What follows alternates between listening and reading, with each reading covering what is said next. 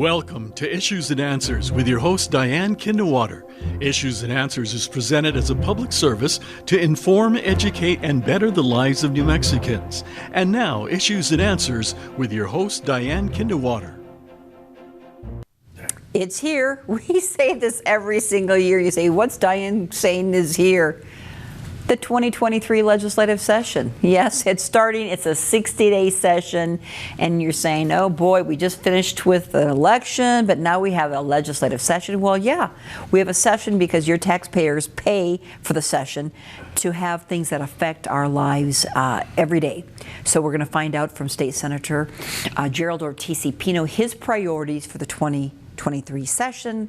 We're going to find out any predictions from him, what's going to happen, and we're going to find out why you should be paying attention, because again, your money is being spent, the oil and gas industry's monies, their billions are being spent, and we want to find out how it's going to impact us and if any of those tax dollars are going to be returned to us. So please stay with us as we discuss the 2023 legislative session right after this. We know this is your favorite time of the year, mid-January to mid-March. We know the legislators have their favorite time of the year because they are working during the interim. Many people may not realize they work really all year long in the interim on committees, meetings, listening to the public, and now during the session they're listening to the governor and also to you. And who does that best is State Senator Gerald Ortiz-Pino. Thanks for being a part of the program. Been in the legislature nearly 20 years, since 2005, represents District 12, and you've seen it all. And you're going to see some more. But there's always something new. Yeah, it's never the same. The more things change, the more they stay the same, I think. But it's going to be a very challenging session. We have a lot of money, which is refreshing. We have a lot of needs, which is daunting. And we have a lot of people with very firm ideas about how we ought to meet those needs with that money. So it should be a very interesting time. Every session is. It's tough when you don't have money, but I've heard it's actually tougher when you do. And I think this last session, the governor signed a budget. I think it was a 14% increase in spending from even the previous year. Yes. I think it was we're up to $8.5 billion. I think it's getting close to 10.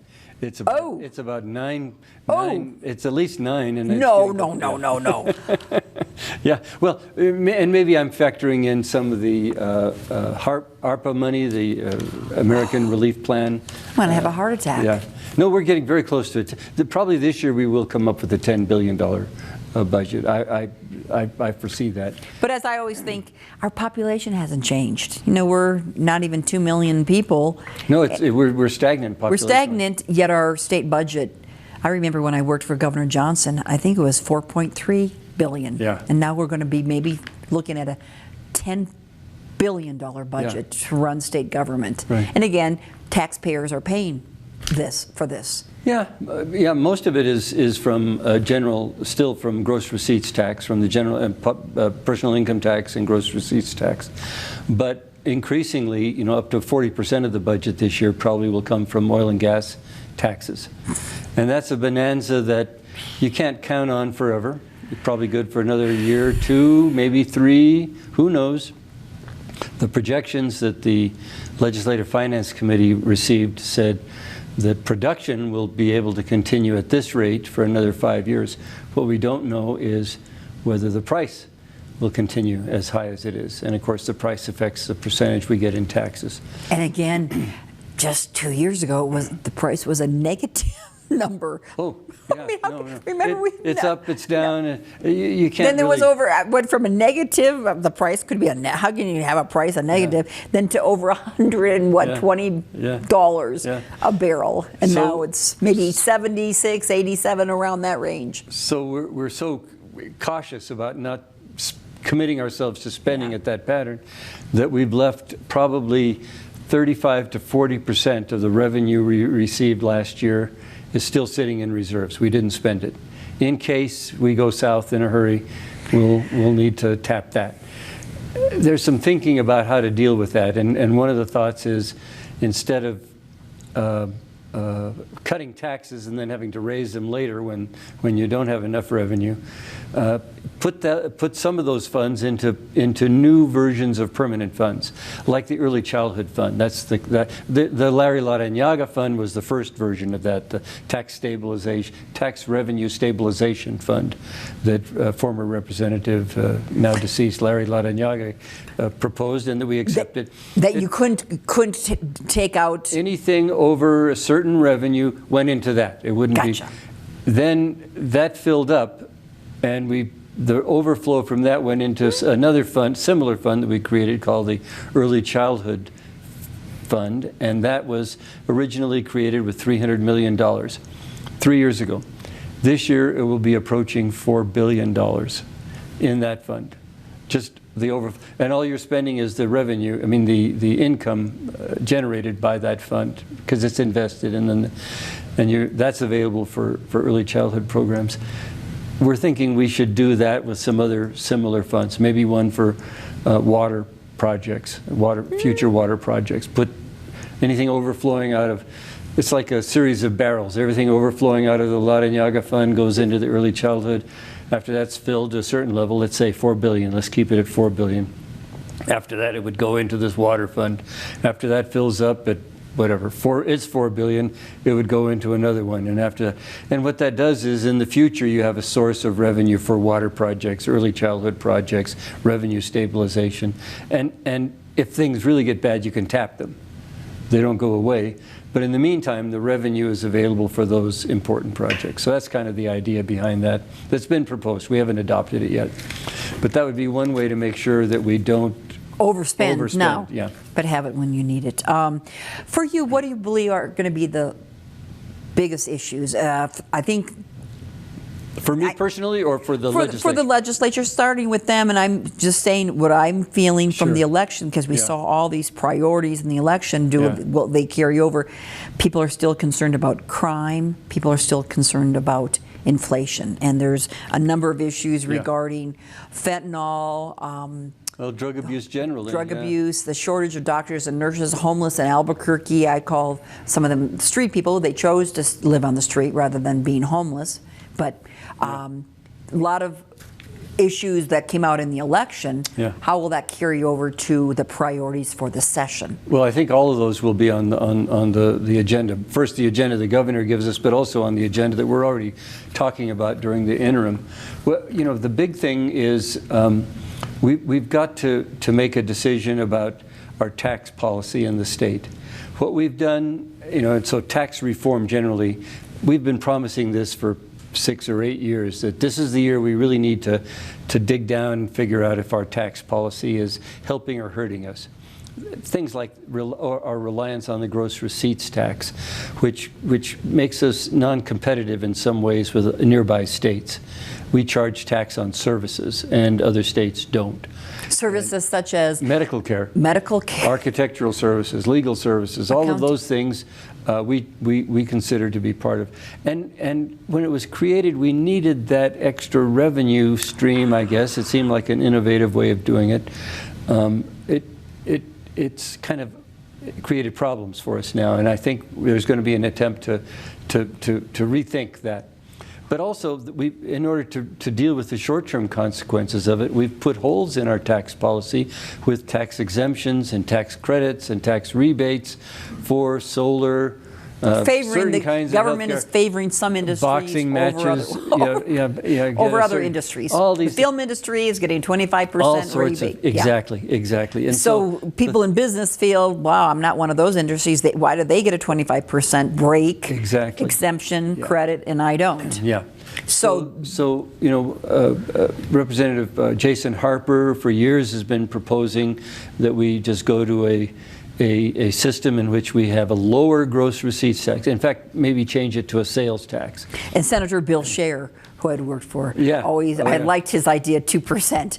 Everybody would complain if they just had to pay 2% on something. That's my feeling. I wouldn't on everything pay 2% on everything instead of some things. And then no exemptions for anything. No exemption. Okay. So that's kind of the idea. So to end all those tax credits and individualized tax breaks, that make Swiss cheese out of our tax code. And or seem to be maybe unfair. And that have, you know, certain, because whoever proposed them had the power to get it through, somebody else with an even better idea didn't have the influence, so it died.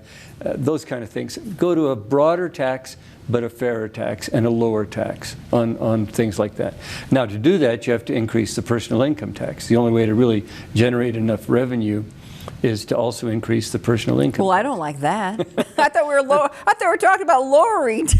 Well, you still need to generate enough revenue to run government. I mean, if you don't have enough to repair the roads and pay the police and you know, pay for the healthcare system and the school system and the universities, you've shot yourself in the foot. Okay, but you're saying now an idea is personal income would have to increase. Yeah, I mean, we would have to rethink some of the changes we made, because you remember when Richardson was in, we basically put everybody in one level. Everybody was paying the same tax rate, personal income tax. We lost the graduated quality that characterizes the federal income tax, for example. We don't have a graduated? It's very, I mean, it's like, I think 2 steps. 2 or 3 steps is all we've had. We did put 1 extra step in a couple of years ago. But really, what the federal government has is a system in which the more you earn, the higher the percentage of the increase that you pay. Everybody pays the same amount on the first 50,000, right. Let's say. But it's and the everybody percentage who earns over 50 to 100 pays an extra amount on that. So that every step up, you're paying a little bit more on what extra earning you make.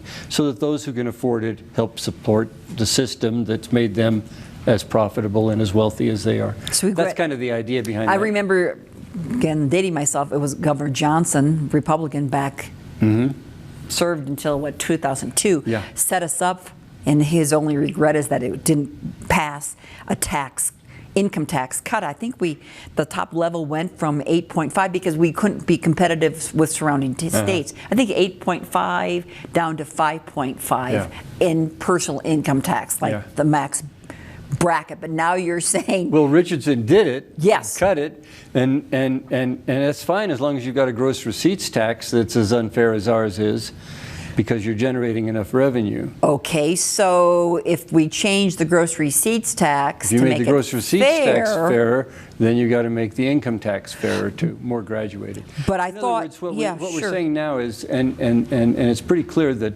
people at the lowest income levels are paying a greater percentage of their total income on all their taxes. Yeah. And even though we've put in some tax, like the low-income tax credit, the LICTR, the low-income comprehensive tax rebate that we give, and the child care tax credit, we've tried to ameliorate it. The working families tax credit, it's still that they're paying like 11 or 12% of their total income in taxes. And others are paying 5%. And then the higher incomes are paying 5% of it. Now the total dollar amount coming in is more from them, but that's because they're earning, But if we eliminate these exemptions and credits that a lot of industry receive, won't that generate enough money? It should. Yeah, without having to raise. Well, that's what this whole tax reform package is going to be. How low can you drop the gross receipts? Let's call it a sales tax, because I think that's one thing I think we really should do, is to make it a sales tax. I'm probably in the minority on that, but let's say we did that. Then whatever we raise from the gross receipts tax has to be enough so that your income tax increases aren't going to be punitive. Prediction: will something get done this session? I know we've been talking about tax reform every for year 20 years. Because it is so controversial. I mean, they don't want to lose their credits. Somebody's ox is going to be gored. Exactly. and if they are, they're going to scream. And when they scream, are we going to pay attention to them, or are we going to pay attention to this other guy who's now going to be in a better shape than he was now? So it's a juggling act. I think we'll get something done. I also predict that it will not be perfect. Mark my word. Regarding top of mind crime, let's start with that one. I know the legislative session, the governor signed a package last session Yeah. in 2022. Yeah. What Police, but crime continues, of course, but Oh yeah, and it's crime that occurs now is not because we changed the law in July. It's the result of a lifetime of situations. So it's going to change, but change gradually. Hopefully, I mean, one of the big things is during COVID, the courts weren't meeting very often. I mean, there was a huge backlog of criminal cases, and people weren't getting prosecuted. You know, they were out waiting trial, and 6, 8, 10 months. If you were out waiting trial a month, then your arrest has much more. The justice has to be faster. Yeah. And you know, hopefully we won't see that consequence. We'll start seeing an improvement in that. I think that the other problem is that the police have in large measure been told don't arrest certain crimes because the people are clearly mentally ill or addicted, and we won't be able to send them to jail, so why waste our time? Well, if you don't arrest them, they don't stop doing what they're doing. We need to have something, I'm convinced, as they do in Miami-Dade County, a relatively crime, compared to us, much lower crime rate. And what they've done is these minor offenses, urinating in public, public nuisance kind of stuff. They used to not prosecute them, and so the people would be right back out on the street the day after they got picked up. They'd let them go. Now they say, we're setting a court date 2 weeks from now. You will have a hearing, and we will sentence you then. Here's some services that we would offer you, and if you take advantage of those services, we'll dismiss the charges against you. And so they use the authority of the court to get people to start taking advantage of services that right now, A, we don't have. This is part of our problem. We don't have a lot of those services. We need to put together intensive outpatient services so that people can start dealing with their mental addiction, their mental illness, or their drug addiction. And so if we did that, we could start cutting into it. What the judge that created that system in Miami found is that 6,000 homeless, that was the average census in Miami, has dropped over 3 years to about 1,000 at a time. And they're using things like long-acting antipsychotic medications, a shot that'll last 30 days. And instead of having to take the pill every day, they're too disoriented to do that. Once they get stabilized through the addiction treatment, through getting on methadone or whatever the alcohol treatment program that they're in, once they get stabilized, they can get them into housing. So we have to have more housing. And that combination of better services up front and housing reduced the need for more jails. And the problem with sending people to jail is if they don't get any treatment in jail, when they get out, they're just as bad. Do you know a percentage of people in jail who are mentally ill? Is it 80%? The combination of addiction and mental illness, I heard just last week, 90%. 90% of the people going into jail either are mentally ill and have a diagnosed mental illness, or they're alcoholic or drug addicted. And alcohol is our big problem in the state. You know, for all the publicity that fentanyl has generated, more people die of alcohol in the state than fentanyl. More people die of alcohol than all the drugs put together. 90% have one of these illnesses. One of them. But the people who I see at the shopping center, at the stores, with a handful of goods, and I'm making way because they're going to get back in line behind me and pay for their items, just walk out the front door. Well, now, those aren't necessarily mentally ill. What they probably are is addicted. They're trying to maintain a drug habit, and so they... Okay, that's one of the 90%. Yeah, but it's also a way of supporting yourself. If you can't get a job because you are addicted, you either sell yourself, or you sell your kids, or you sell drugs, and yourself, or you steal. And so it is related to that. It's all related. It's all related. We've got to dig into that early orientation toward a life of crime that just leaves people. Who would hire somebody like that? You know, what kind of life? Go get a job. Go get it. Well, who would ever hire him? What kind of life is that? Yeah. Regarding the fentanyl problem, regarding the homeless in Albuquerque, and I said the word street people. Yeah. There's a percentage who just want to live on the street. Some are homeless, especially in Albuquerque. I think studies show there are coming from out of state because we do have the services to help. But wrapping those up, Senator Ortiz y Pino, the fentanyl problem, the homeless, these are not new problems, but problems that are growing in our community. Yeah, they are. One of the issues with homelessness is we don't have enough housing. You can't make money building housing at the levels of rent that they could afford to pay. Nobody can make any. It has to be subsidized. It has to be somehow the government either has to offer the property that you build on or assistance in getting financing. There is tax credit financing through the federal government, but it's limited to the state of New Mexico. It's not an unlimited amount. And so we really have to provide some incentives. And Senator Nancy Rodriguez last year took a big step in that direction. She passed a bill that says that I think it's 3% of all of our capital outlay, the severance tax bonds that are going to be issued. We did that earlier with water, a certain percentage in colonias and tribal infrastructure. A certain percentage is set aside. We now will set aside 3% of the capital outlay for affordable housing programs in the state. That has matched, in the past, whatever we put into that fund, the Affordable Housing Trust Fund, has been matched by 20 to 1 other dollars. Some of it is HUD money, federal money, some of it is private investor money, and some of it is tax credit financing from companies that need the tax credits. A 20 to 1 match on, let's say, an additional $15 million or $20 million. That's an incredible amount of money that would be available to subsidize housing. Now, you have to have somebody willing to build it. That's finding those folks. Yeah. So maybe some of the homeless could be put to work building the housing. Habitat for Humanity type of idea. Exactly. That could be. Yeah, they do. They do a lot of that. You're right. No, but I mean, an idea of having the homeless help nail in some of those nails. Sweat equity. Yeah. Yeah, that's right. Is there a possibility of that? Oh, sure. Absolutely. Yeah. The fentanyl. What's going on with that? That's scary for our children. Yeah, it is, and what they tell me about fentanyl is it's so cheap that even the homeless can afford it, and so they're not getting. If drugs are real expensive, then you have an extra motivation to try to get off of them.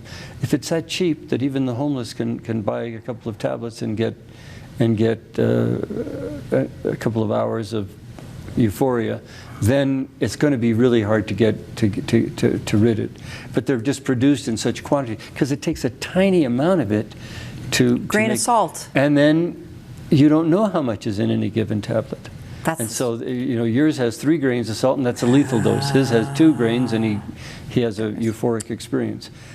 It's crazy, and we just absolutely have to do something about preventing people from getting hooked in the first place, because they say that first dosage is so life-changing. They just love it, and then after that, nothing is ever that good. It just keeps. Then they want to take more. Is it kind of like a cocaine? Same thing they were saying about cocaine. Yeah, that's right. But cocaine isn't lethal the way this is lethal. Cocaine, has to be taken in quantities in order to be lethal. Oh, boy. The wrong tablet. One tablet, the wrong one, can kill you if it has 3 grains instead of 2. You're lucky you. You're the chair once again of the Senate Health and Public Affairs. So you're seeing all these issues. Yeah. Oh no, we had hearings this summer in Taos, Gallup, Las Cruces, Albuquerque, and Santa Fe, and got lots and lots of information about this. And the big issue is really the shortage of healthcare professionals. Don't we know? We try to make an appointment, and you won't be seen for 6 months. That's right. 6 months. And the healthcare workforce in the state is aging. A lot of them are dying or retiring. So it's going to get worse until it gets better if we don't find some other way of supplementing it. So we have a couple of ideas that we're going to propose. We brought forth legislation that will be introduced in January.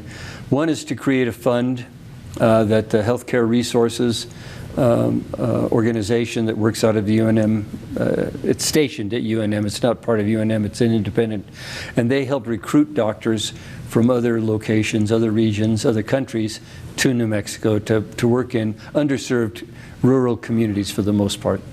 And so we're giving Except them, we need it everywhere. we Okay, need go it ahead. everywhere, yeah. Okay. But, Yeah. Santa Fe is pretty well provided for. Albuquerque and Las Cruces. But the others are even worse. But, Okay. Oh, yeah. We've got 2 minutes left. Yeah. So that's a partly It's solution. a huge issue. We're going to try to put more money into training behavioral health professionals, the psychologists, the counselors, the social workers. But of course, that'll take years to have some payoff. We're going to put some money into expanding the free tuition that we have for all of college, undergraduate college now, to graduate programs for psychologists and counselors wonderful. and social workers, psychiatric You mean the nurses. lottery scholarship could go to that, or Well, which? it would be a new scholarship program, that same idea. If you're going to get into No. these fields and you're willing to work in New Mexico, we'll pay for your graduate work and hopefully attract some from Some other people states. from out of state coming here are new. We also have that- some unnecessary restrictions on people from other states coming here. They have to. Sure, but stay. We just want them to stay and help. We want them to be here, yeah. What percentage, if you know, of people who are ill in our community, in our country even, what percentage is mental illness compared to physical? I've never thought of that It's question. so hard to tease them out. And Mental illness, I mean, it's and Senator and physical illness. Yeah, that's right. Senator Martin Hickey, who's a physician, he's had a bill, and he's working on it again, to eliminate the copay for behavioral health, because his contention is if you don't have people come, if people don't get behavioral health because they can't afford the copay, their physical problems will deteriorate to the point where they become an incredible drain on the cost. Their costs soar in the physical health, because there's a mental health component to all these other illnesses. If you're diabetic, high percentage of diabetes patients have depression. They have what becomes a mental illness in addition to their diabetes. I just wondered if you ever thought, and we've got no more time. We didn't get to the legislative reform. We'll have to have you back. Everything's online still. People yes. can watch all the sessions. This has been actually fascinating. And the question is, I know a lot of people, they say, oh, they're all in the spectrum. I mean, mental illness is something that you have discussed in your committee for years, yeah. but general population seems to want to cover it up. But I still it's think here. it's just a question of willpower. If they just didn't act so bizarrely, they would be okay. The brain chemistry has to change. Very good. And that's what you deal with day in and day out, and that's why you're so busy. State Senator Gerald Ortiz Pino, thank you. And good luck in the 2023 session. We'll have you back. And again, all of us can watch online. The sessions are available to the public. It's really a great innovation. It is. And if you can't sleep at night, tune in at 1 o'clock or 2 o'clock in the morning. They're there. Thanks for watching. We'll see you next time. Bye-bye. That's right.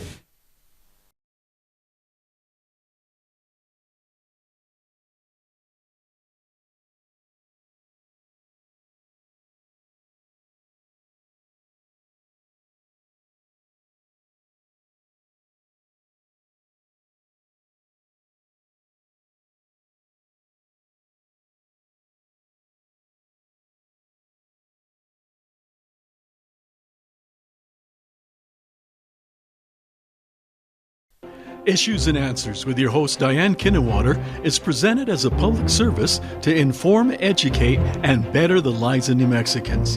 To comment on today's program or to purchase a copy of any Issues and Answers program, visit sunbroadcasting.org or call us at 505-345-1991.